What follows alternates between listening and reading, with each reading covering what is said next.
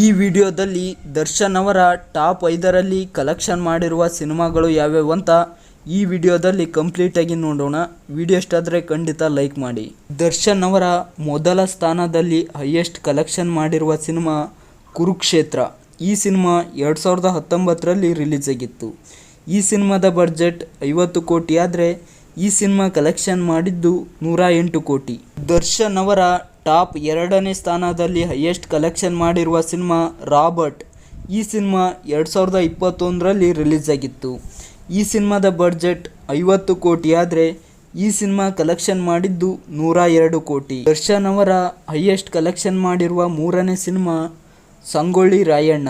ಈ cinema 2012ರಲ್ಲಿ release ಆಗಿತ್ತು.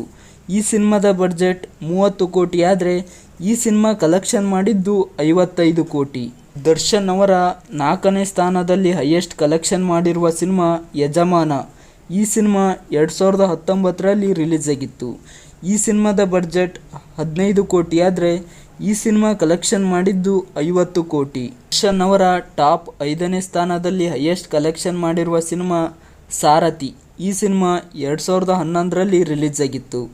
ಈ ಸಿನಿಮಾದ ಬಡ್ಜೆಟ್ 7 ಕೋಟಿ ಆದರೆ ಈ ಸಿನಿಮಾ ಕಲೆಕ್ಷನ್ ಮಾಡಿದ್ದು 40 ಕೋಟಿ. ಇದೇ ರೀತಿಯ ಹೆಚ್ಚಿನ ಕಂಟೆಂಟ್ಗಾಗಿ ಚಾನಲ್ನ ಸಬ್ಸ್ಕ್ರೈಬ್ ಮಾಡಿಕೊಂಡು ಸಪೋರ್ಟ್ ಮಾಡಿ. ವಿಡಿಯೋ ಇಷ್ಟ ಆದರೆ ಖಂಡಿತ ಲೈಕ್ ಮಾಡಿ.